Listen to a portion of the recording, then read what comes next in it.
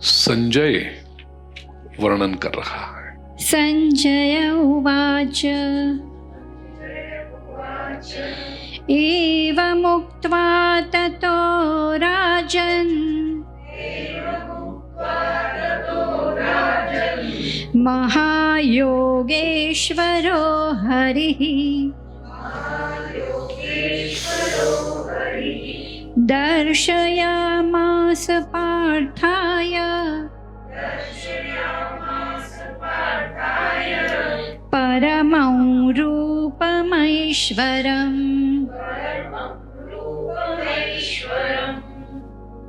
संजय वर्णन करता है,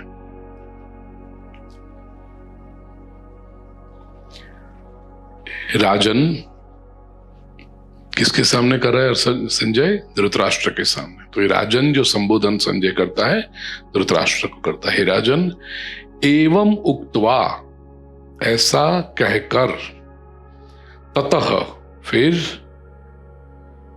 महायोगेश्वर हरि, महायोगेश्वर ईश्वर, योगिन, कल हमने देखा था योगिन संबोधन पहले, योगेश्वर, महायोगेश्वर। ये क्यों कहा है इसको भी हम देखेंगे।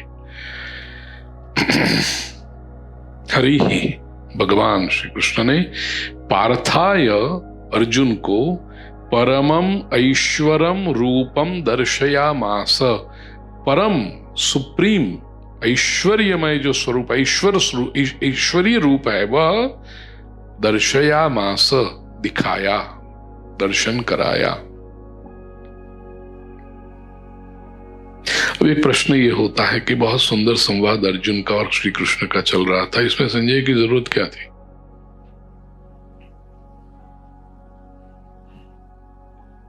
अर्जुन ही वर्णन कर लेता?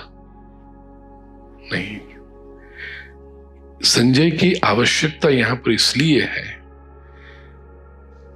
बाद में आते हैं, मुझे लगता है 15वें श्लोक से, फिर ये 9वां श्लोक, 9 से 15 ये सारे श्लोक संजय बोलता है, फिर 9 से 14 और 15वें श्लोक से फिर अर्जुन विश्वरूप का वर्णन और स्तुति दोनों करता है। अधिकतर वर्णन करता है, स्तुति बाद में फिर 36वें श्लोक से शुरू होती है, स्थाने ऋषिकेश से। यहां पर संजय की क्या आवश्यकता थी? कारण यह है,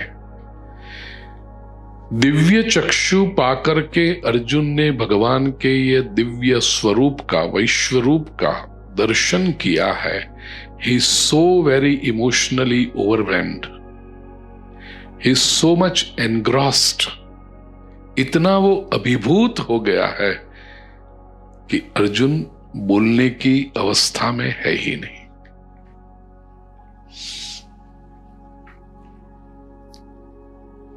तात्विक दृष्टि से, टेक्निकली यदि कहूं, तात्विक नहीं, टेक्निकल,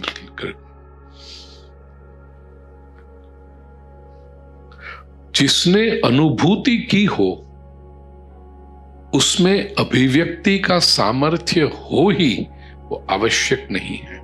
इनफैक्ट अनुभूति जितनी गहन होती है उतनी अभिव्यक्ति के लिए शब्द ढूंढने पड़ते हैं।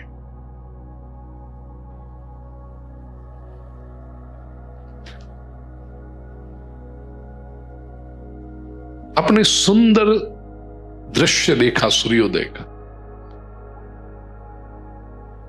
प्रातः काल में, बारिश नहीं है, बादल नहीं है, फिर भी इंद्रधनु है, ऐसा मुझे आज आलोक भाई ने फोन किया कि भाई जी मेरी खिड़की में से दिखता है, आपके वहां तो और अच्छा दिखता होगा सूर्योदय, आप देखिए। अब ये सूर्योदय का दर्शन किया,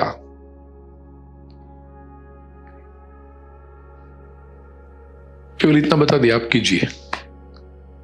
अब मैं उनसे कहता बताइए ना आलोक भाई, आप ही बताइए, आप जो कर रहे हैं वो दर्शन, तो शायद वो शब्द नहीं मिल पाते।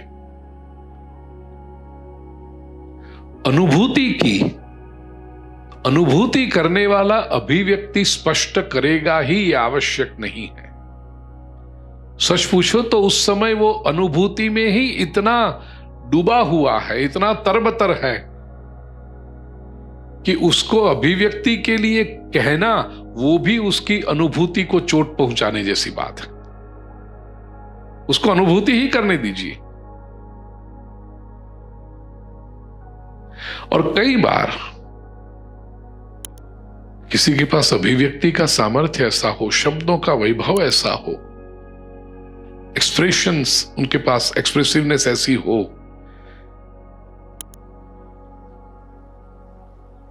कि वो रात के 3 बजे तक कुछ पता नहीं करता हो, दूसरी बार सुबह 10:30 बजे उठा और सुबह उठ के वो सूर्योदय की कविता लिखता है,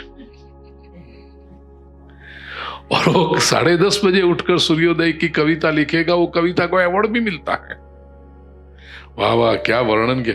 उस गीत को गाते हुए कोई अच्छा संगीतकार हो, कोई स्वरकार हो, उस गीत को इतना सुंदर गाए कि वो गीत, सूर्योदय का वर्णन सुनकर कोई झूम उठे, वाह क्या वर्णन किया है।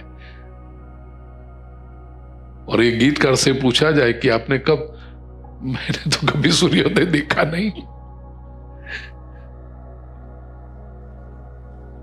संभव है ये?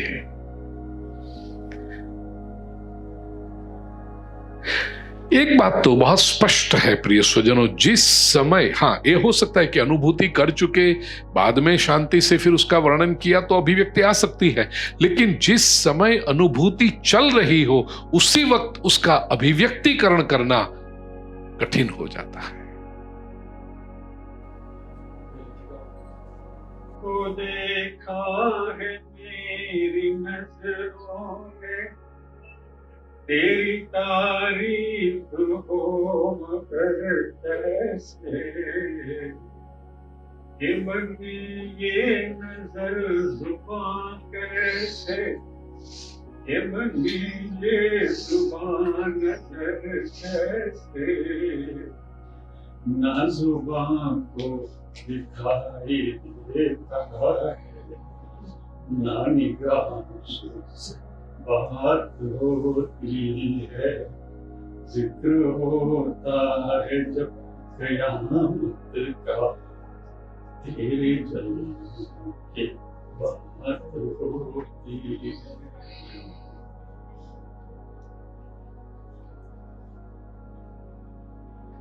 फिल्म का सॉन्ग है ये कुछ?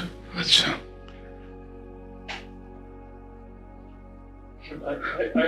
वो तो ऑब्वियसली बेसिकली तो कविता है वो, लेकिन मेरा जरा पनोटुंको पढ़ने वो क्षेत्र मेरा कम रहा, लेकिन मुझे यही जो शब्द है उससे याद आया।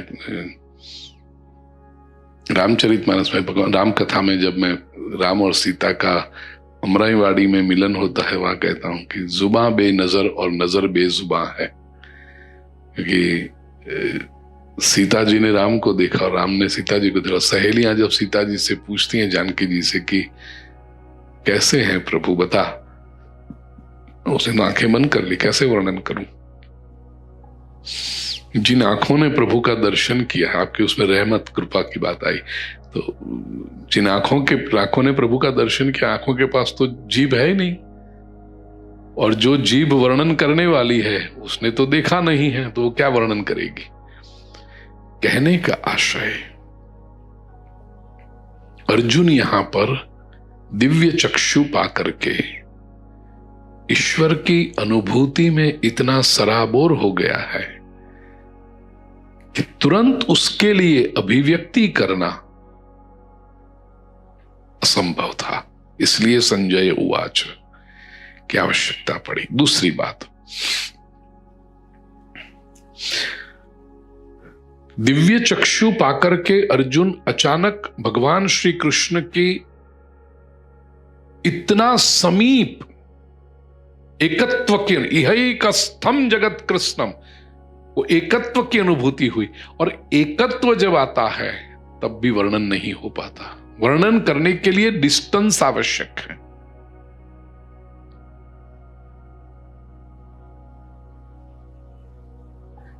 किसी से आलिंगन करो और कहो कि अब बताओ कुर्ते का रंग कैसा है, कुर्ते का रंग कैसा है, क्या कपड़ा पहना है, क्या डिजाइन है, वो देखने के लिए अंतर आवश्यक है। दूर बैठा हुआ व्यक्ति कह पाएगा ये स्टाइल है, ये कपड़ा है, ये स्टिचिंग।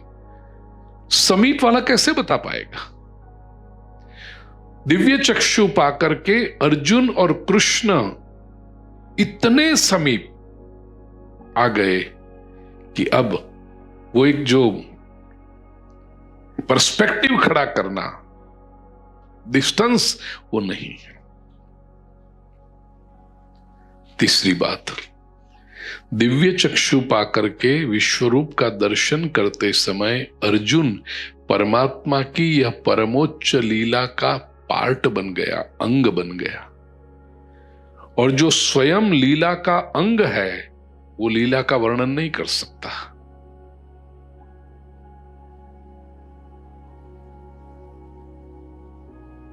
खेल जो कर रहा है, सॉकर या फुटबॉल या क्रिकेट या कोई सी टेबल टेनिस, कोई भी जो खेल रहा है वो रनिंग कमेंट्री नहीं देगा। रनिंग कमेंट्री कौन देता है? वो जो दूर बैठा है वो देता है। खिलाड़ी स्वयं क्रिकेट भी खेले, देखो ये बॉल आ रहा है, ये बॉल इधर से स्पिन हुआ और ये मैं यहां से मारता हूं और ये बॉल यहां पर गया, ये फील्डर ने कैसे कर पाएगा वो? उसका तो पूरा का पूरा ध्यान खेल में होना चाहिए। अर्जुन इस समय विश्वरूप दर्शन लीला का अंग है और वो अंग होकर के फिर वो वर्णन करे, ये संभव नहीं। इसलिए संजय वर्णन कर रहा।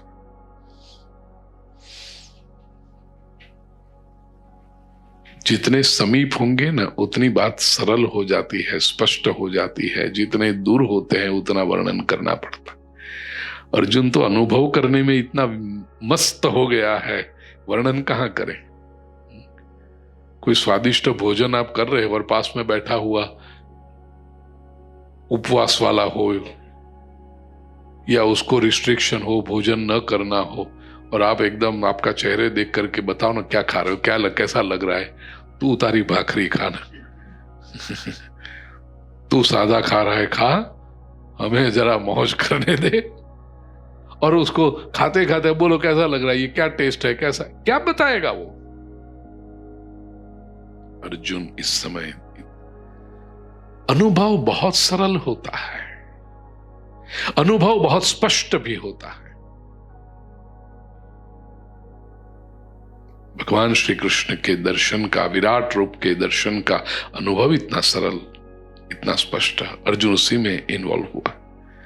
इसलिए प्रिय स्वजनों, देखना, कई लोग कहते हैं कि युद्ध भूमि के ऊपर इतना बड़ा उपदेश करने का समय था, क्योंकि कई बातें तो संकेतात्मक हो गई होंगी। केवल भगवान श्री कृष्ण और अर्जुन का जो संवाद है वो श्लोक आप बोलो तो 45 मिनट्स मुश्किल से लगते हैं। फिर वो वर्णन संजय धृतराष्ट्र के सम्मुख कराए, उसमें पहला अध्याय जुड़ गया, बाकी के बहुत सारे श्लोक अंदर जुड़ गए, वो ऐड करो तो 1.25 घंटा लगता है गीता का पारायण करने में। यहां तो बहुत कम, वो भी शब्द थे इसलिए। संजय के पास आए बात और बड़ी हो गई, फिर भी संजय नजदीक था क्योंकि वो भी दिव्य दृष्टि से देख रहा था, महर्षि व्यास ने दी हुई। हम 5300 वर्ष के बाद भगवत गीता को देखते हैं तो हमारे लिए तो बहुत लंबी हो जाती है, एक एक अध्याय एक एक हफ्ते का हो जाता है, और उसमें भी लास्ट दिन में तो भगाना पड़ता है और उसके बाद भी समझ में आई कि नहीं वो तो हम ही जानते हैं कितनी समझ में आई। गीता कितनी लंबी, कोई पूछे ऐसे गीता का प्रवचन करो तो कितना टाइम लगेगा, तो सुनने वाले पर आधारित है, सुनने वाले की जिज्ञासा कितनी है और कहने वाले का भाव कितना है, सामर्थ्य कितना है, उस पर निर्भर करती है। संजय कहता है कि एवं मुक्त्वा अर्जुन ततो राजन महायोगेश्वरो हरि। भगवान ऐसा कह के, हाँ, महायोगेश्वर दर्शन क्यों कराया? योग शक्ति से कराया है। महायोगेश्वर है, समर्थ है, इसलिए वो अपने सामर्थ्य के परिणाम से कराया है।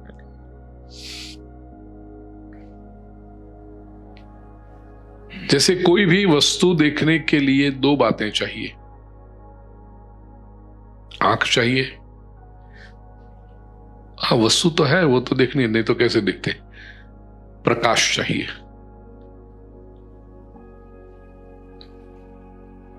आंख हो लेकिन प्रकाश ना हो तो वस्तु नहीं दिखेगी, प्रकाश हो लेकिन आंख ही ना हो तो भी नहीं दिखेगी। ऐसे भगवान का ये जो दिव्य स्वरूप है, वो देखने के लिए दिव्य चक्षु, आंख के लिए दिव्य चक्षु चाहिए, और प्रकाश है वो प्रभु कृपा है। तो भगवान की कृपा, अनुग्रह, ये दोनों के संयोग में, और ये क्या है? महायोग है। अपने ये दिव्य चक्षु और प्रभु कृपा, ये दोनों का संयोग, योग का एक अर्थ है यूनियन, जुड़ना, संयोग। सामान्य जो संयोग होता है ना, उसमें वियोग होता है, ये महायोग है। और ये महायोग होने के बाद वियोग संभव ही नहीं है। संयोग में वियोग हो सकता है, महायोग में वियोग नहीं होता है। और भगवान कृष्ण इस समय महायोगेश्वर हैं। दूसरा एक अर्थ, भक्तों ने ऐसा किया, भक्त भगवान के पास जाए वो संयोग है, और भगवान भक्त के पास आए वो महायोग है। इसलिए महायोग पीठे तटे भीमरथ्या वरम पुंडरीकाय दातुम मुनीन्द्रैः परब्रह्मलिंगम भजे पांडुरंगम। ये जो सूत्र है उसमें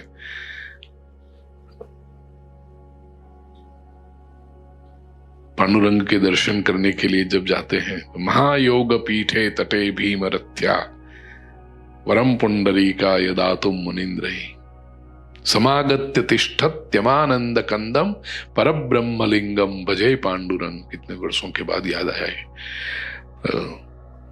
परब्रह्मलिंगम भजे पांडुरंगम। यहां जो अपने महाराष्ट्र में है ना, विठलनाथ, विठोबा का दर्शन करते समय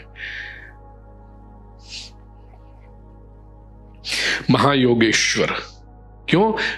विठोबा के बाद सामने से प्रभु आए। वो तो पुंडरीक तो भगवान अपने माता पिता की सेवा कर रहा था, चरण दबा रहा था, और वहां पर विठोबा आके कहते, विठ्या पुंड्या मी आलोय, थांबा बाहर, बाहर खड़े रहो, मेरे माता पिता की सेवा चल रही है। और मेहमान घर पे आए हैं तो फिर कुछ देना तो चाहिए, खड़े रहेंगे ऐसे। एक ईंट थी, वो उठा करके फेंकी, इस पे खड़े रहो, और प्रभु आज भी उसी ईंट पे खड़े हैं। विटेवरी उभा कटेवरी हाथ काय शोभतो पंढरीनाथ। तो सामने से भगवान अपने भक्त को मिलने के लिए आए। Pundarik was not even expecting कि भगवान आएंगे। ये महायोग है, महायोगेश्वर। और हरि, हरि क्यों? कई बार भागवत कथाओं में आपने सुना है मेरी व्यासपीठ से कि हरण करे सो हरे, हरति इति हरि, जो हरण कर ले। इडोपहूतम गेहेशु हरे भागम क्रतुष्वहम वर्णों में हरित श्रेष्ठ तस्मात् हरि इति स्मृतः। मोक्ष धर्म में ये बताया कि भगवान कहते हैं घरों में, इडा उपहूतम गेहेशु हरे भाग, घरों में जो यज्ञों में आहुतियां दी जाती है पृथ्वी पर सब जगह पे, वो हविष्य भाग मैं हरण करता हूं, मैं ले लेता हूं, इसलिए। और दूसरा भगवान कहते हैं मेरा वर्ण हरित है, ग्रीन, हरा, हाँ, वो हरित वर्ण है, इसलिए भी मुझे हरि कहा जाता है। भक्तों के सारे क्लेश, वेदांत पतंजलि योग दर्शन में 5 प्रकार के पंच क्लेश बताए गए हैं। अविद्या, अस्मिता, राग, द्वेष और अभिनिवेश, ये 5 क्लेश हैं। ये 5 क्लेशों को दूर करे वो हरि। तो महायोगेश्वर और हरि ही, इन दोनों को एक साथ में रखकर मानो संजय भगवान का सामर्थ्य और अनुग्रह दोनों बता रहा है। कैसा है ये दर्शन? 14वें श्लोक तक संजय वर्णन करता है। हम 10वां और 11वां 2 श्लोक साथ में लीजिए।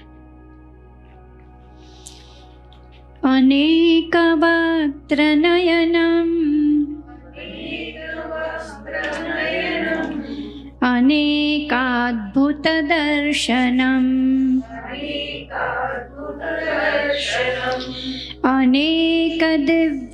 अनेकदिव्याभरणम्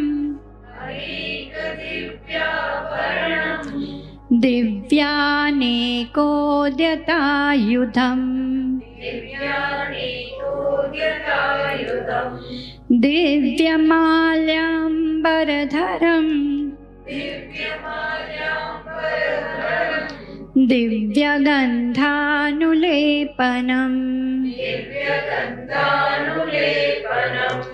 सर्वाश्चर्यमयं देवम् अनन्तं विश्वतोमुखम्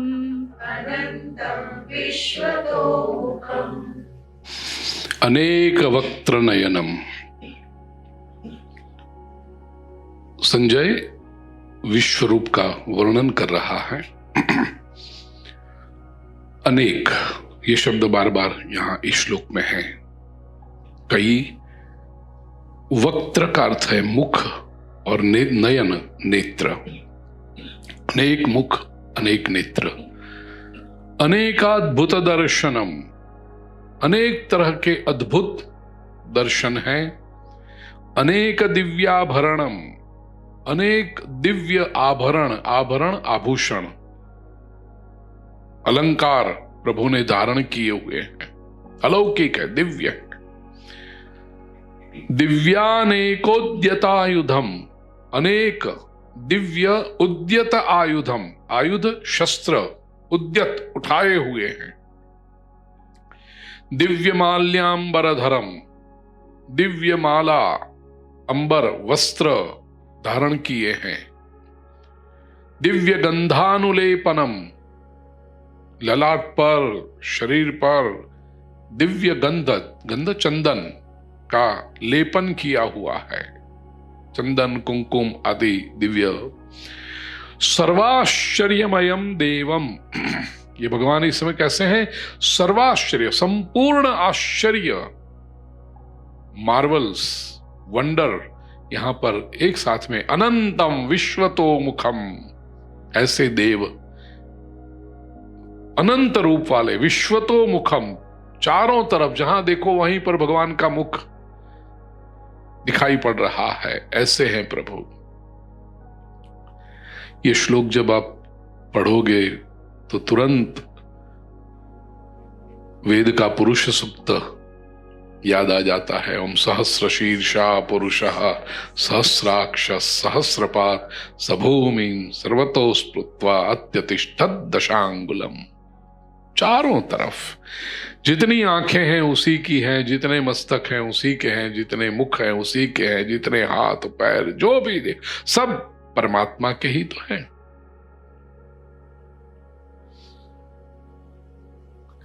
अनेक वक्त्र नयनम, वक्त्र का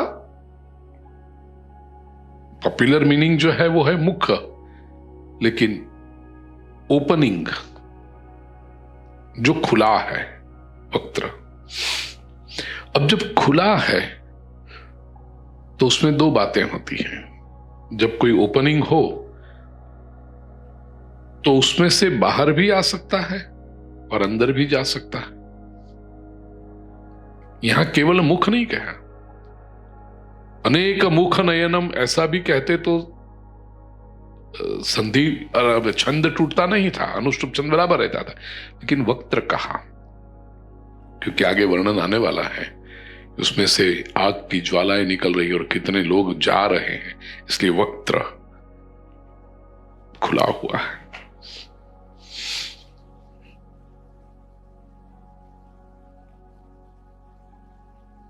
ये मुख जो है ना, वक्त्र क्यों कहा जाता है? उससे प्रगट भी होता है और लीन भी होता है।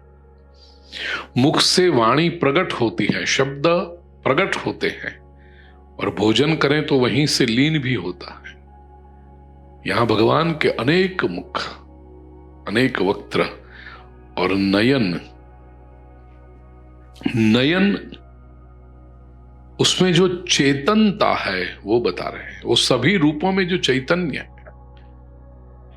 दूसरी बात, वक्त्र जो है ना, उससे नयन में चैतन्य तत्व अधिक है। आप पूछोगे कैसे? ये वेदांती महापुरुष बहुत डीप में चिंतन करते हैं। वक्त्र की, मुख की एक मर्यादा है। नयन व्यक्ति के अपने ऊपर, अपनी शक्ति, अपनी ऊर्जा पर आधारित है। सिंपल एग्जाम्पल को हमने देखा है कि कोई बीमार हो व्यक्ति, कोमा में हो, आईसीयू में हो, भोजन न कर सकता हो, तो मुख में गली या नली ट्यूब रख के उसके मुख में भोजन डाल देते हैं, या ट्यूब भी न रख के केवल मुंह में या ऐसी चीजें रख दो तो चली जाती हैं भीतर, और शरीर को उससे पोषण मिलता है, क्योंकि फिर बाकी को काम तो शरीर करेगा वो। लेकिन उसी बीमार व्यक्ति की समझो आंखें फटी रह गई हो, खुली रह गई हो, और उसके सामने दृश्य जो है, वो दृश्य अंदर तक कोई ठोस के दे सकता है कि देखो ये तुम्हें मिलने के लिए तुम्हारा पुत्र आया हुआ है, या तुम्हारी पत्नी सामने आई खड़ी हुई है। वो तो उसकी चेतना होगी तो ही करेगा, और वो थोड़ी सी चेतना पता नहीं उसमें आती है कि हमारी अपेक्षा होती है, मुझे देखा ना तो जैसा ऐसा ऐसा किया। वो तुझे देख के किया, लेकिन ये हमारी आशा, हमारे इमोशंस हैं कि भाई थोड़ा सा कुछ इंप्रूवमेंट है, पहले तो नहीं करते थे अभी करने लगे। लेकिन आर यू श्योर कि वो आपको देख के ही उन्होंने आंखें पलक की है? और कुछ लोग तो मुझे देखा और उंगली ऐसे की। इतना कनेक्शन तू लगा रहा है, वो बेचारे को उसको पता नहीं है क्या है। अब देखिए, इसमें 1 महीने तक, 2 महीने तक, 6 महीने तक आप मुख में से भोजन तो डाल सकते हो अंदर, और उसका काम भी हो रहा है, लेकिन आंखों से आप दृश्य डाल सकते हो? नहीं डाल पाओ। उसके लिए उसकी अपनी चेतना चाहिए। तो ये जो रिफाइनमेंट है, इसलिए अनेक वक्त्र नयन, वक्त्र अंतिम प्राण चले जाए ना, उसके बाद भी हम तुलसी, गंगा जल डालते हैं, तुलसी का पत्ता डालते हैं और खुश होते हैं, हाँ गंगा जल डाला, गंगा जल अंदर गया भी, लेकिन प्राण चले जाने के बाद दृश्य दिखाई पड़ेगा उसको तो प्राण शक्ति चाहिए।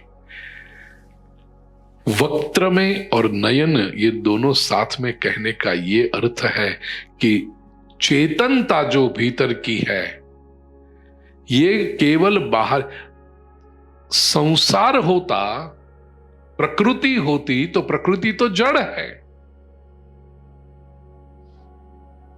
वक्त्र तक वो हो सकता था, लेकिन नयनम, ये जो विश्वरूप का दर्शन हो रहा है वो चैतन्यमय है, एनर्जी है। अनेकाद्भुत दर्शनम। अब जैसे वहां पर एनर्जी है, चेतना है, ऐसे दर्शन कब होगा? जब अर्जुन में भी वो चेतना होगी तो होगा। और अर्जुन ये कर रहा है। अनेकाद्भुत दर्शनम, अनेक दिव्याभरणम, दिव्य अलंकार, ये सब, उद्यतायुधम, केवल शो के लिए नहीं है, उठाए हुए आयुध हैं, प्रहार करने के लिए तैयार है। ये सारी बातें बार बार दिव्य दिव्य दिव्य दिव्य शब्द प्रयोग करके संजय जो वर्णन कर रहा है कि सब अलौकिक है, ये सारा एक डिवाइन एक्सपीरियंस अर्जुन को मिल रहा है। दिव्य माल्याम्बरधरम जो कहा, इसमें स्वीकृति है। ये भगवान का जो दिव्य स्वरूप है, कॉस्मिक विजन है, वो सर्व स्वीकृति करने वाला है। माला हो, अंबर वस्त्र हो, अलंकार आभरण हो, ये सभी चीज, दिव्य गंध हो, all good things in life, उसका स्वीकार करने वाला ईश्वर है। अधिकतर जो धारणा है ना कि भगवान अर्थात छोड़ो छोड़ो छोड़ो, जो छोड़े वही, ऐसा नहीं है, स्वीकार करने वाला है। एक बात याद रखना, छोड़ने वाले जो होते हैं ना, वो कभी कभी रुग्ण हो जाते हैं। छोड़ने का भी एक नशा फिर आ जाता है उनको, और भीतर से रुग्णता आ जाती है, ये नहीं चाहिए, वो नहीं चाहिए, वो नहीं, नेगेटिविटी इतनी बढ़ जाती है ना। स्वीकार करके मैच्योरिटी आती है, स्वीकार करके व्यक्ति उसके पार चला जाता है, बियॉन्ड चला जाता है, फिर वो व्यर्थ भी लगने लगता है। और एक बार स्वीकार करके पार चले गए, फिर बार बार छोड़ना, क्योंकि एक बार छोड़ने वाला अपेक्षा अंदर आकर्षण तो बना रहता है, ये छोड़ा तो है लेकिन क्या होगा। लेकिन एक बार जिसने वो पार चला गया, फिर वो आकर्षण से भी पार हो जाता है। तो भगवान त्याग प्रधान नहीं है, स्वीकार प्रधान है, और पार जाने वाले और ले जाने वाले ऐसे हैं। समाज में, राष्ट्र में भी आप ये देखना, ये बहुत त्याग त्याग त्याग वाला होता है ना, व्यक्ति रुग्ण हो जाता है, इतना संकुचित हो जाता है, ये नहीं चाहिए, ये नहीं चाहिए, वो इसके साथ नहीं करेंगे, उसके साथ नहीं बोलेंगे, इसके साथ नहीं बैठेंगे, इसके साथ ये नहीं करेंगे, उसके यहाँ नहीं जाएंगे। वो अंदर से संकुचित होते जाता है। और सभी का स्वीकार करने वाला व्यक्ति भीतर से भी विशाल बनता है, प्रसन्न बनता है। और देवम, भगवान जो है वो देव, देव शब्द की व्याख्या ही है संस्कृत भाषा में दिव्यते प्रकाशते इति देवम, जो प्रकाशित है, तेजस्वी है, वो देव हैं। विश्वतो मुखम, चारों तरफ जिनके मुख दिखाई पड़ रहे हैं, ऐसे परमात्मा। 12वां श्लोक पहले बोले, बाद में इनका महत्व क्या है वो मैं आपको बताऊं। 12वां श्लोक। दिवि सूर्य सहस्रस्य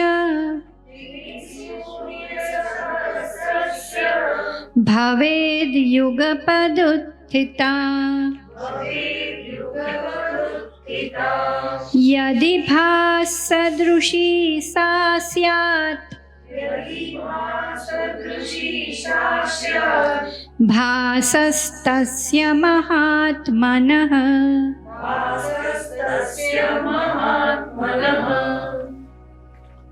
पीछे श्लोक में जो कहा ना, देव का अर्थ हमने किया, दिव्यते प्रकाशते इति देव, जो प्रकाशित, कितना प्रकाशित है ये 12वें श्लोक में समझाया। दिवि सूर्य सहस्रस्य भवेद युगपदुत्थिता,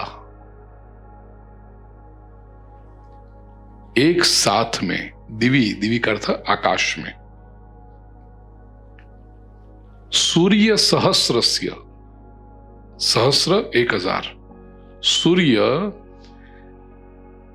युगपत उत्थिता भवेत, युगपत का अर्थ साथ में, साइमल्टेनियसली, उत्थिता उदय, भवेत हो, यदि आकाश में एक साथ में 1000 सूर्य का उदय हो, यदि, इफ, तो वो प्रकाश कितना होगा, सा भा, वो प्रकाश, भा का अर्थ प्रकाश, उसी से हमारे देश का नाम पड़ा है भारत, जो प्रकाश में रथ। तस्य महात्मनः भासः सदृशी यदि स्यात्, वो उस महात्मा के प्रकाश जैसा कदाचित हो सके। महात्मा यहां पर भगवान श्री कृष्ण का जो तेज है विश्व रूप का, कितना तेज है? एक साथ में 1000 सूर्य यदि उगे तो कितना तेज होगा? एक सूर्य का तेज हम देख नहीं सकते। एक साथ में 1000 सूर्य उगे कितना तेज होगा? वैसा तेज कदाचित इसके समीप आएगा। वो भी एग्जैक्ट नहीं कह सकते कि हाँ 1000 सूर्य का तेज जो है इतना हुआ है, वो भी नहीं, कदाचित ऐसा होगा। क्यों? पहली बात, सूर्य का प्रकाश ये भौतिक प्रकाश है, विश्वरूप का जो प्रकाश है वो दिव्य प्रकाश है, अलौकिक है। ये लौकिक है, वो अलौकिक है। दूसरी बात, भौतिक प्रकाश चाहे जितना भी हो, कभी भी दिव्य प्रकाश की तुलना में आ नहीं सकता। जैसे किसी महापुरुष के चेहरे पर साधना का, उपासना का, ज्ञान का तेज हो, और बाकी कोई दूसरा व्यक्ति चाहे कितना भी मेकअप करे, पाउडर लगाए, पता नहीं, अच्छे दिखेंगे, आकर्षक दिखेंगे, वो हैंडसम या ब्यूटीफुल लगेंगे, लेकिन वो तेज की तुलना में आ सकते हैं? नहीं आ सकते। और तेजस्वी महापुरुष सादे वस्त्र में होगा, सफेद वस्त्र में, या तो गेरुआ, जो भी महापुरुष पहनते हैं, और उसके पास में वो मेकअप हेयर स्टाइल किया हुआ। आजकल नहीं दिखाई पड़ते हैं टीवी पे कई लोग ऐसे, सब फैंसी ड्रेस में, रोज नया नया कुछ पता नहीं कहां से लाते होंगे, और कोई बाल बना के आता है, कोई खुला छोड़ के आता है, कोई क्या पहनता है पता नहीं।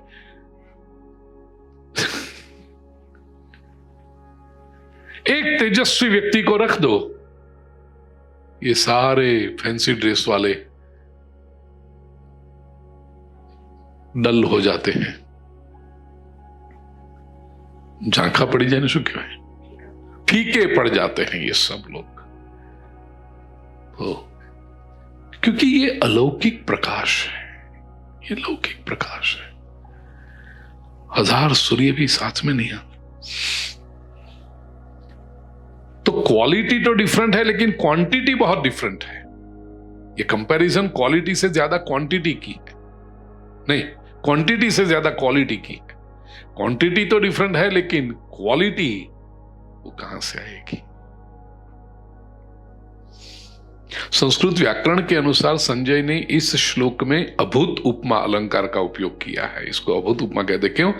उपमा दी है कि यदि 1000 सूर्य, लेकिन वो संभव ही नहीं है। तो ये तुलना की, उपमा दी, लेकिन वो संभव ही नहीं है कि इतना प्रकाश, तो विश्वरूप के प्रकाश की कोई उपमा ही नहीं है। कहने का यहां आशय यह है कि इट इज इनकंपैरेबल। ये श्लोक इसलिए भी महत्वपूर्ण है प्रिय स्वजनों, विज्ञान के क्षेत्र में अमेरिका ने जब पहला अणु विस्फोट किया, एटॉमिक एक्सप्लोजन, और उस समय अमेरिका के प्रेसिडेंट ओपनहाइमर, जो साइंटिस्ट जो थे, जिन्होंने वो देखा, और वो देखकर जो प्रकाश, एटॉमिक विस्फोट का जो हुआ, वो देखकर उनके मन में गीता का ये श्लोक याद आ गया, और उन्होंने लिखा है वो कि एटॉमिक विस्फोट का प्रकाश कितना था। कहते भगवत गीता के 11वें अध्याय के 12वें श्लोक में जो कहा है ना, दिवि सूर्य सहस्रस्य भवेद् युगपदुत्थित, ये हिस्ट्री है, ये मैं केवल कहानी नहीं बता रहा हूं। ऐसा प्रकाश था। संस्कृत भाषा की महिमा तो क्या कहूं मैं। लेकिन साथ में ये भी एक दुर्दशा है कि संस्कृत भाषा की महिमा बताने के लिए अमेरिकन लोगों के नाम लेने पड़ते हैं कि उसको ऐसा याद आ गया, अच्छा तो ये श्लोक कुछ होगा इसमें। अरे ये श्लोक में है इसलिए उसको याद आया, उसको याद आया इसलिए इस श्लोक में कुछ है ऐसा नहीं है। लेकिन हमारे छोड़ो प्रिय स्वजनों, 10वां और 11वां श्लोक जो हमने साथ में लिया पहले, यहां भगवान के दर्शन की, भगवान की जो अनुभूति है उसके 3 लेयर्स हैं।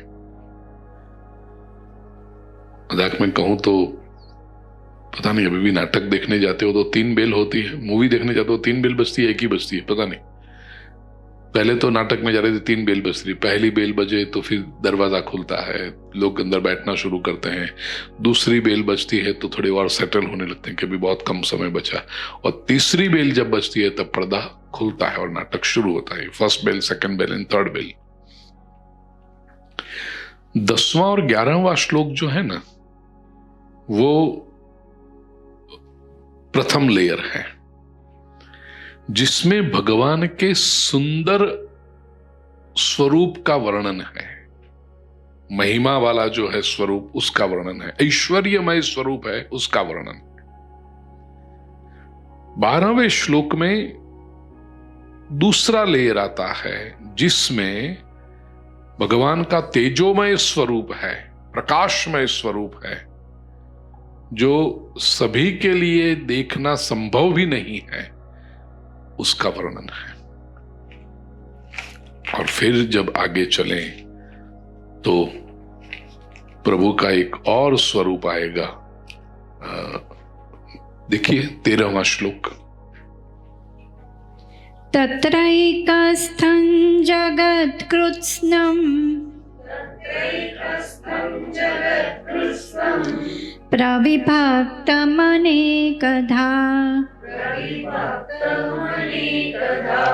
अपश्यद्देवदेवस्य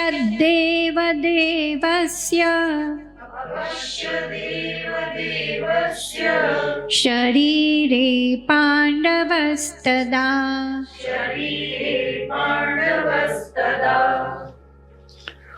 तत्र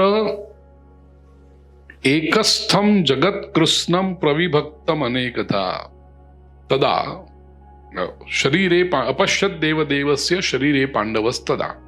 तदा उस समय पांडव अर्जुन ने देवदेवस्य शरीरे, देवों के देव ऐसे भगवान श्री कृष्ण यहां पर जो परब्रह्म तत्व है, उनके शरीर में एकस्थम, एक हुआ, अनेकधा प्रविभक्तम, अनेक प्रकार से अलग अलग जो बाहर से दिखाई पड़ता है, विभक्त दिखाई पड़ता है, उस वह संपूर्ण जगत, कृत्स्नम जगत, संपूर्ण जगत को एक स्थम, एक जगह पे स्थित, अपश्यत देखा।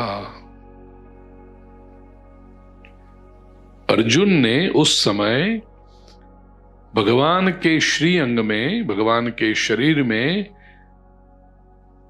अलग अलग दिखाई पड़ने वाले संपूर्ण जगत को एक साथ में देखा, ये संजय कहना चाहता है।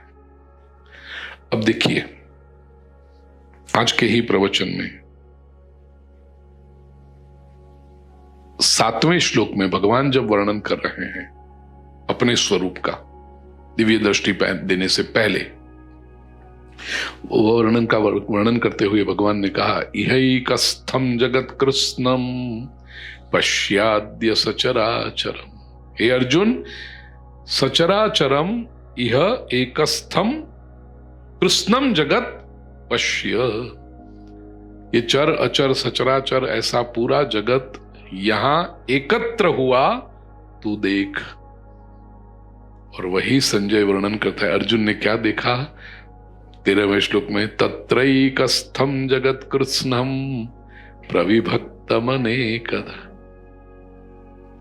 इसका अर्थ ये हुआ कि भगवान जो दिखाना चाहते हैं वही अर्जुन ने देखा। और ये कैसे हुआ? पहला अर्थ तो ये दिव्य दृष्टि है, ये दिव्य चक्षु। जो जैसा है उसको वैसा देखना। क्योंकि हमारे जो ये चर्म चक्षु बीच में आ जाते हैं, हमारी बुद्धि बीच में आ जाती है, हमारे राग द्वेष, हमारा मन, हमारा ईगो, पुंगो जी राव, मैं सोचता हूं, मुझे ये जो सारे फिल्टर्स आ जाते हैं, परिणाम क्या होता है कि जो जैसा होता है वैसा हम देखते नहीं हैं। इसलिए तो कहना पड़ता ना, मुझे ऐसा लगता है। इसका अर्थ वो हो आवश्यक नहीं है, ये तो मुझे लगता है ऐसा। तो यहां पर क्या हुआ, यहां तो जो भगवान श्री कृष्ण दिखाना चाहते हैं वो ही अर्जुन ने देखा। वो कैसे हुआ, जब स्व निकल जाता है, जब अहंकार निकल जाता है, ये सारे फिल्टर्स जब दूर हो जाते हैं, तभी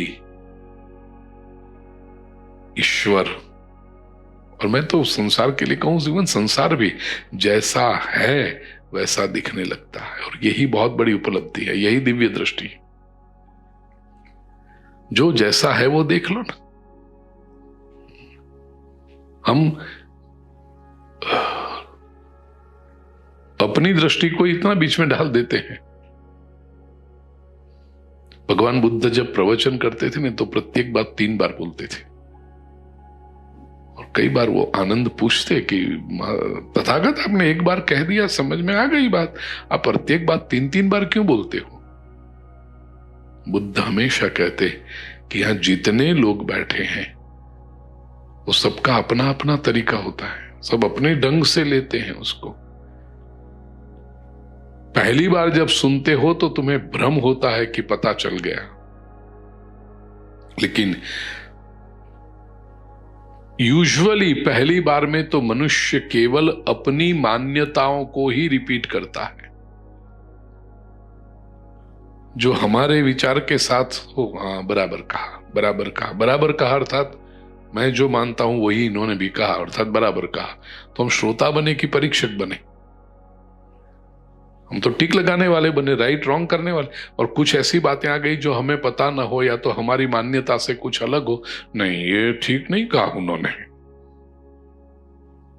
तो लेने के लिए नहीं आए थे, परीक्षा करने के लिए आए थे।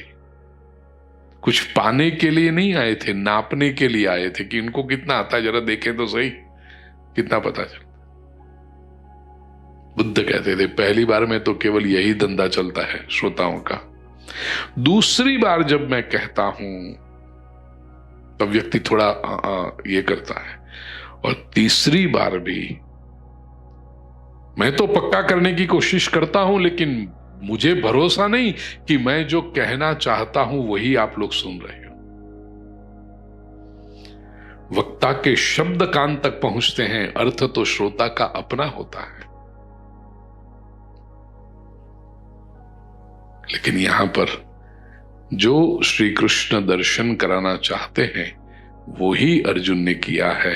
उसने अहम को बिल्कुल भी इन्वॉल्व नहीं किया है, और चूंकि उसने अहम को इन्वॉल्व नहीं किया, इसलिए अंडरस्टैंडिंग का तीसरा जो लेयर है, वो नाटक की बात मैंने की, पहला पर्दा, दूसरा पर्दा और तीसरा बेल जो है वो क्या है?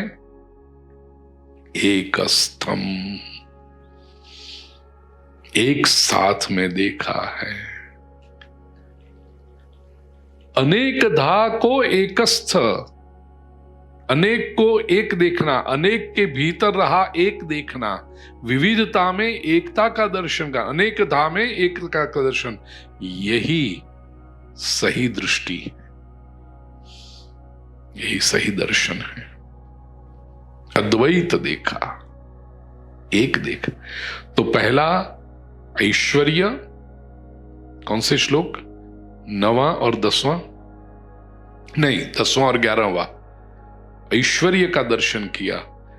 12वें श्लोक में सेकंड बेल जहां प्रकाश का दर्शन किया, और 13वें श्लोक में थर्ड बेल एकत्व का दर्शन किया, अद्वैत। और ये अद्वैत का दर्शन ही तो सबसे सही दर्शन है। शुरुआत में जो कहा ना नरसिंह मेहता, अखिल ब्रह्मांड मां एक तू श्री हरि। कई बार लोग बातें बड़ी करते हैं, लेकिन जब अद्वैत का दर्शन नहीं होता तो बातें केवल खोखली बातें रह जाती। बहुत जो त्याग की बातें करते हैं ना, कंचन में क्या रखा है, कामिनी में क्या रखा है, हम तो पैसे को हाथ नहीं लगाते, ये नहीं करते, स्वादिष्ट भोजन नहीं करते, ये क्यों इतना तिरस्कार? भगवत गीता में कहा समलोष्टाश्म कांचन, मिट्टी और पत्थर या तो सोना, उसको समान समझो। अब यदि समान समझे तो सुवर्ण को त्याग करेगा, कंचन को स्पर्श नहीं करेंगे, मिट्टी को स्पर्श करोगे कि नहीं? हां, तो फिर तो आपके लिए समान कहां रहा? मिट्टी को स्पर्श करने में आपको कोई ऐतराज नहीं है और उस कंचन को स्पर्श करने में आपको ऐतराज है। इसका अर्थ कि आपके भीतर कहीं वो अंतर बना हुआ है। नहीं तो जितनी सहजता से आप मिट्टी को स्पर्श करते, उतनी ही सहजता से आप सुवर्ण को भी स्पर्श करते। ये अद्वैत है कि भीतर कुछ डिस्टर्बेंस निर्माण नहीं होता है। जितनी सहजता से आप एक छोटे बालक को देखते, उतनी ही सहजता से पुरुष हो तो कोई आकर्षक कन्या को, और स्त्री हो तो कोई आकर्षक पुरुष को देखे, उतनी ही सहजता से।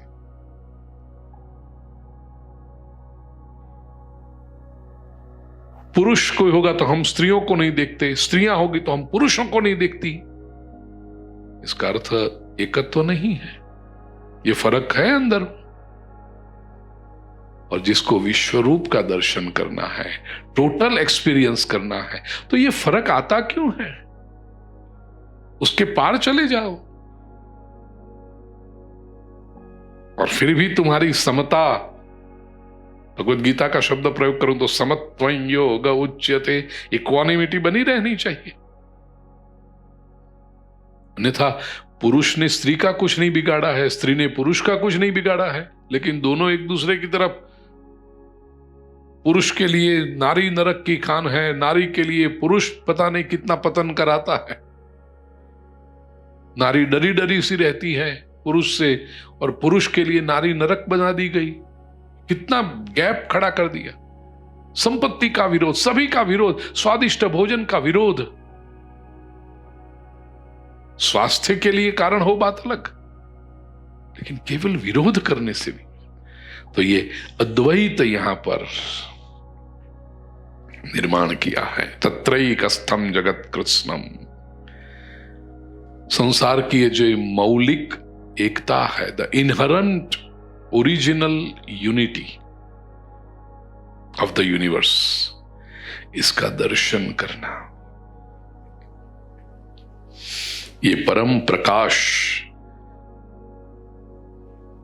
परम ज्ञान आने के बाद ही संभव होता है। क्योंकि कई बार तो लगता है, लोग कहते हैं ना अद्वैत सिद्धांत, अद्वैत सिद्धांत नहीं है, अद्वैत कोई वाद नहीं है, वास्तविकता है। अल्टीमेटली तो वही है।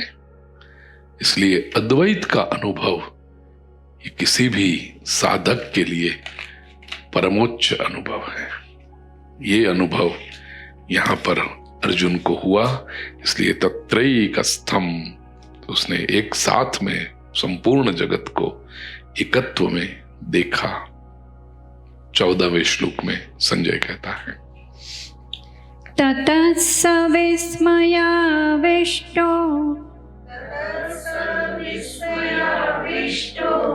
रुष्टरो मा धनञ्जयः प्रणम्य शिरसा देवम् कृताञ्जलिरभाषत।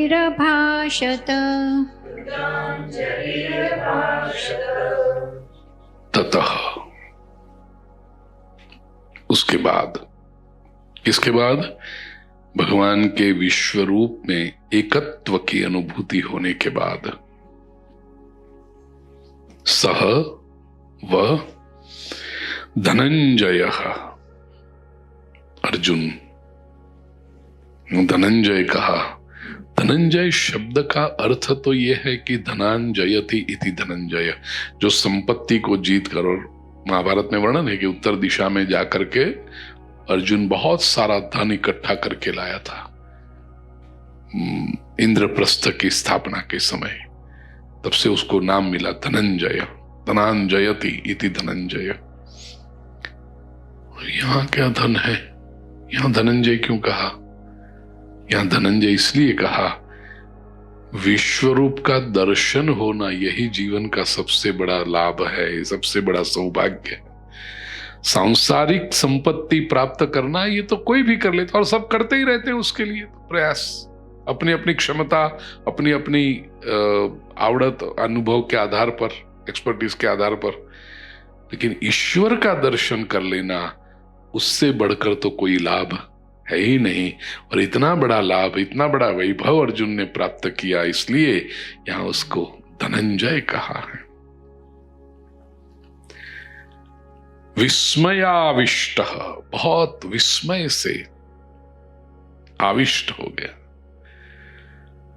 विस्मय का एक अर्थ है आश्चर्यचकित होना, विस्मय का एक अर्थ है इंक्विजिटिव, वो जो भोलापन बालक का जो विस्मय होता है, ये अंडर ऑव, अंग्रेजी में जिसको कहते हैं ना, ऑव स्ट्रक होना, विस्मय आविष्ट। लेकिन यहां पर अर्जुन के लिए अर्थ है विस्मय, विगत स्मय, विस्मय। स्मय का अर्थ है गर्व, स्मय का अर्थ है अभिमान, वो चला गया।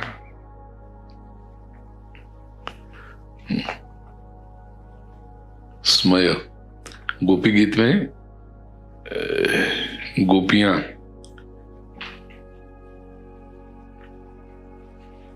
छठे श्लोक में कहती है ना, प्रभु आपका स्मित कैसा है? व्रज जनार्ति हन वीर योषिताम निज जनस्मय ध्वंसन स्मित। भगवान श्री कृष्ण का स्मित कैसा है? निज जनस्मय ध्वंसन। स्मय का अर्थ है अहंकार, उसको ध्वंस कर दे। किसी भी व्यक्ति को लगे कि मैं बहुत सुंदर हूं, अरे जरा कान्हा का स्मित देख लो एक बार, तुम्हारा सौंदर्य कुछ फीका पड़ जाएगा, सामने रहेगा ही नहीं।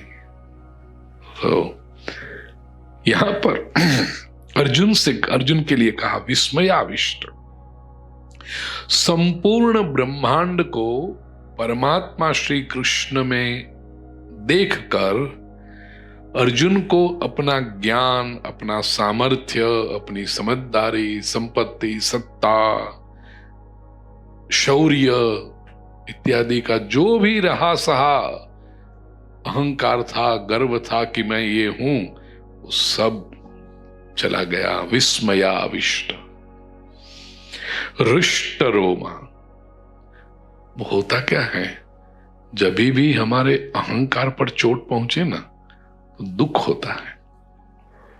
ऐसा ये विस्मयाविष्ट हम भी होते कई बार।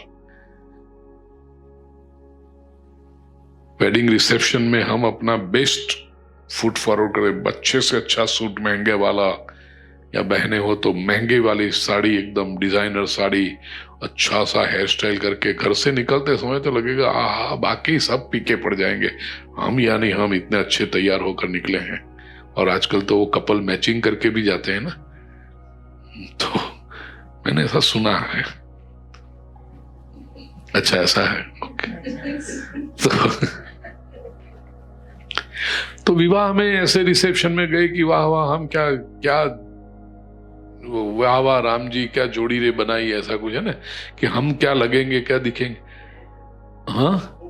हाँ वट पाड़ी देशुन, होपो पाड़ी देशुन, ऐसा करके घर से तो निकले, और जाते समय भी उस समय क्या, अरे वाह बहुत अच्छे बहुत अच्छे बहुत। और वहां जाकर कोई देखे कि अपने से भी आगे वाला कोई है और लोग उसके आसपास ही इकट्ठे हुए हैं, तो गर्व पे चोट तो पहुंचती है, लेकिन उसमें दुख होता है कि इतनी मेहनत की सब बेकार गया।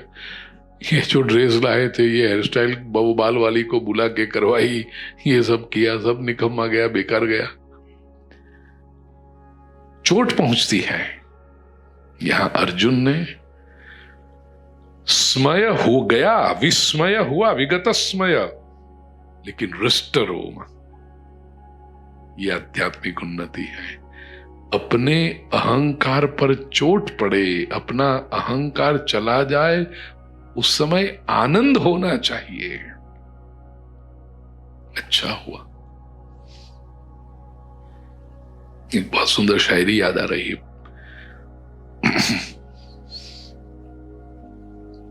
शाहजहां की पुत्री, नाम भूल रहा हूं, जो औरंगजेब की बहन प्रिंसेस थी वो, और हाँ नहीं वो याद नहीं आ रहा, छोड़ो, वो नाम महत्वपूर्ण है भी नहीं, जो मुझे कहना है वो महत्वपूर्ण है। उस समय वो जमाना से 500-600 वर्ष पहले, 500 वर्ष पहले, दर्पण was a luxury item, mirror होना, क्योंकि भारत में नहीं बनते थे उस समय, वो चीन से बनकर आते थे, बहुत महंगे हुआ करते थे। दर्पण होना मतलब बहुत, कितने श्रीमंत होंगे उनके घर में महिला के, और वो भी इतना छोटा सा ऐसा टुकड़ा हो दर्पण का मुंह देखने के लिए, बहुत बड़ी लग। सामान्य लोगों के पास तो कहाँ होता था दर्पण, नहीं होता था, चीन में बनता था, और वो भी मशीन तो थे नहीं। आज हमें ये सब आश्चर्य लगता है क्योंकि इतना कॉमन हो गया है मिरर, लेकिन उस समय में नहीं था, कांच ही नहीं था पहली बात तो, उसमें मिरर होना, क्योंकि उसको चमकाना, ये करना, बनाना, फिजिकल मेहनत से, हाथ से बनता था, कारीगर लोग बनाते थे, और उसको इतना हजारों किलोमीटर ले आना हिमालय पार करके। तो जो प्रवासी कोई चीन से आया, वहां का चैनी लोग, वो ले आया और बेचता था, तो इतनी मूल्यवान था वो दर्पण होना। राजा रजवाड़ाओं के वहां पर होता था, बाकी तो नहीं मिलता था। तो ये शाहजहां की पुत्री प्रिंसेस, उसके पास ऑब्वियसली था। अब ये जो आईना था एक बार उसकी दासी से टूट गया, इतनी महंगी चीज, और वो भी स्त्री की पर्सनल, कौन सी महिला को अपना मुख देखना पसंद न हो, और वो वस्तु जब टूट जाए, कोई कपड़ा चला जाए तो ठीक है नया आ जाएगा, लेकिन ये, और फिर कब मिलेगा, कौन कोई चीनी ऐसा व्यापारी आएगा जो दर्पण लेकर आएगा, और ये टूट गया, अब करे क्या उसका टूटना, वो दर्पण है, टूटा, और वो फिर से तो जुड़ सकता नहीं। दासी जो थी वो बांदी, वो तो बेचारी इतनी घबरा गई, मैं नौकरी गई, वो नहीं, मार डालेंगे ये लोग मुझे भी, लेकिन छुपती बात भी छुप नहीं सकती। प्रिंसेस के पास आकर के, वो राजकुमारी के पास आकर के वो कहती है, अस्कजा आई न ए चीनी शिकस्त। अस्कजा, ओहो बहुत बड़ी बात हो गई, कदा नुकसान हो गया, बहुत भूल हो गई मुझसे। क्या हुआ? आईन है चीनी शिकस्त। आईन मिरर, चीनी, चीन का जो मिरर था वो शिकस्त, टूट गया। राजकुमारी ने कहा, खूब सु सामान ए खुद बिनी शिकस्त। खूब सु, बहुत अच्छा हुआ, खुद बिनी, अपने को देखने का, मतलब अहंकार का जो सामान था वो टूट गया। अज कजा आईन ए चीनी शिकस्त, खूब सु सामान ए खुद बिनी शिकस्त। और उसमें खुद बिनी, देखिए मैं तो भाषा का कीड़ा हूं ना, जब भाषा में जाता हूं तो अंदर जाता। बीन का अर्थ है देखना, दूरबीन, तो दूर का देखना। खुद बिन, स्वयं को देखना, और स्वयं को देख के खुश होना, हाँ हम कितने अच्छे लगते हैं, कैसे इससे अहंकार मजबूत होता था, वो सामान चला गया, अच्छा हो गया। तो अपने अहंकार पर चोट पड़े उसको अच्छा मानना, ये बहुत बड़ी उपलब्धि है अध्यात्म के क्षेत्र में। छोटी सी बात पे लोग बुरा मान जाते, मुझे ऐसा कह दिया, हम उनके घर पे गए, हम सोफा पर नहीं बिठाया, हमें पानी भी नहीं पिलाया, हमें भोजन के लिए नहीं कहा, लेकिन अहंकार पर चोट पड़े तो वो अच्छा मान। मुझे एक प्रसंग याद रहा है, भास्कर भाई सामने बैठे इसलिए नहीं, लेकिन कुछ बातें जो याद रह जाती हैं। रोटरी क्लब में तुमने क्या बांधा, रोटरी क्लब में भास्कर भाई अपनी वो जो दहीसर की, अब पता नहीं वो दहीसर की क्लब में प्रेसिडेंट, शब्द बराबर है, प्रेसिडेंट बने। वो 1 साल का 2 साल का टर्म, उनका 1 साल का टर्म रहता होगा, वो पूरा हो गया। अब जो क्लब में जाते हैं उनका भी एक छोटा सा उनकी दुनिया, उनमें भी पॉलिटिक्स हो, ये सब कौन बनता है प्रेसिडेंट में ये, और वो 40-50 मेंबर का प्रेसिडेंट बने, उसमें दुनिया का बादशाह तो क्या चीज है, ये क्लब का मैं प्रेसिडेंट, ऐसा उसको कहीं तो गिनती होती है, ऐसा लगता है उसको। तो प्रेसिडेंट मतलब अच्छी पोजीशन तो है, अधिकार भी है, वो 1 वर्ष के लिए प्रोजेक्ट्स भी करने पड़ते हैं, तो वो रहा। उन्होंने स्वयं मुझे बताया कि वो प्रेसिडेंटशिप पूरी हो गई, टर्म पूरी हो गई, उसके बाद की जो मीटिंग थी उसमें पास्ट प्रेसिडेंट, उसका भी एक अहंकार होता है कि मैं past president, immediate past president, वो भी past president, immediate past president उसका।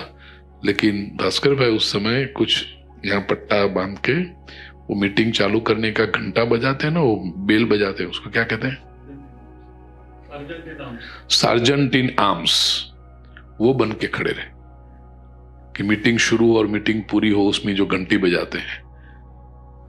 कोई बात हमारी चल रही थी उसमें, उन्होंने बताया।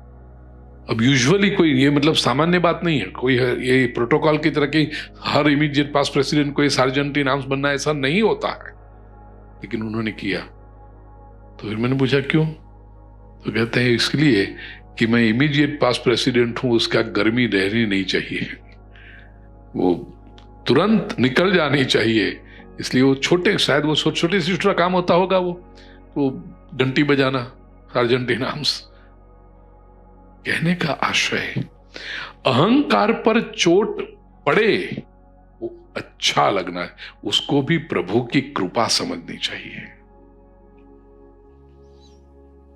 नहीं तो वो घाव बन जाए, फिर वो नासूर बन जाए, वो घाव को अरे मुझे तो ऐसा कहा, मुझे तो ऐसा कहा, हमारे तो कितना बरसों का किया कराया, सब देखो उन्होंने तो व्यर्थ कर दिया। रोना धोना तो सबको आता है, स्वयं दुखी होते हैं और वायरस बनते हैं। उससे अच्छा ये विस्मयाविष्ट रुष्टरोमा, अर्जुन स्मय चला भी गया और आनंद भी हुआ। और ऐसा अर्जुन क्या कर रहा है, प्रणम्य शिरसा देवम, भगवान को शिरसा प्रणम्य, मस्तक झुका करके प्रणाम। ये भी देखो अहंकार झुका, और वो जो झुका, प्रणम्य शिरसा एवं देवम कृतांजलिरभाषत, कृतांजलि ऐसा करके बड़ी नम्रता से वो भगवान से कहने लगा। ये दिव्य अनुभव हो,